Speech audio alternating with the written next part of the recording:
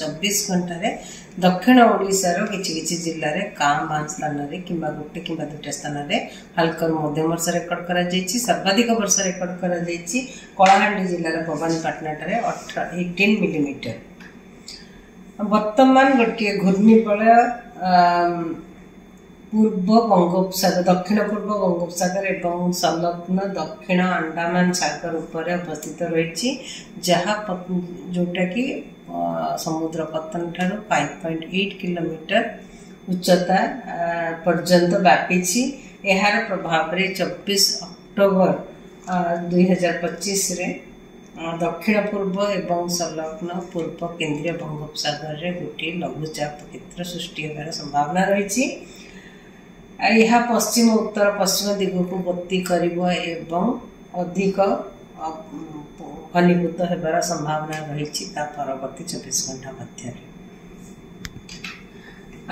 यह फल वर्षा ओडिशा राज्य को किसी स्थान होगार संभावना रही किंतु डायरेक्ट इंपैक्ट अभी पर्यंत ना। देखा आगामी 24 घंटा मध्य दक्षिण ओडिशार किसी जिले में जमती कि पुरी खोर्धा नयागढ़ गंजाम गजपति कंधामाल कलाहांडी रायगड़ा नवरंगपुर कोरापुट मालकानगिरी जिले में हल्का मध्यम वर्षा सहित गोटे कि दुटा स्थान में बिजुली घड़घड़ी और झटका पवन 30 ରୁ 40 किलोमीटर पर आवर रही संभावना रही।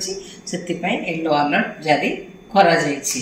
काली पागर स्थिति समान रहिबो आउ कांभा जगह वर्षा सहित बिजुली घड़घड़ी झटका पवन 30 ରୁ 40 किलोमीटर पर आवर भी रही संभावना रही। 25 तारीख जब देखा दक्षिण ओडिशार जिला गुड़िक एवं उपकूलवर्ती अंचल जिला गुड़िक कांभा जगह कि गोटे कि दुटा स्थान में हल्का मध्यम वर्षा होगार संभावना रही। सहित वर्षा सहित बिजुली घड़घड़ी और झटका पवन गति 30 ରୁ 40 किलोमीटर पर आवर रही संभावना रही। 26 तारीख दक्षिण ओडिशा रे किछि स्थान में हल्का मध्यम वर्षा होगार संभावना रही किंतु उत्तर ओडिशा रे गोटे कि दुटा स्थान में किंबा कांभा स्थान में हल्का मध्यम वर्षा होगार संभावना रही। दक्षिण ओडिशार जिला गुड़िक एवं उपकूलवर्ती अंचल जिला गुड़िक वर्षा सहित बिजुली घड़घड़ी झटका पवन 30 ରୁ 40 किलोमीटर पर आवर कांभा स्थान में संभावना रही।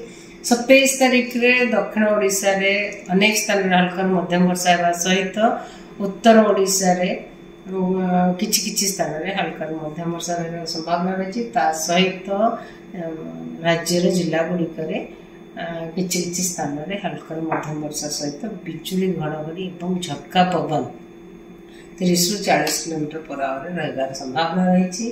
28 तारीख रे आउ 29 तारीख रे आमर राज्य अनेक स्थान में हल्का मध्यम वर्षा होगार संभावना रही। 29 तारीख रे राज्यर किछि स्थान में हल्का मध्यम वर्षा होगार संभावना रही।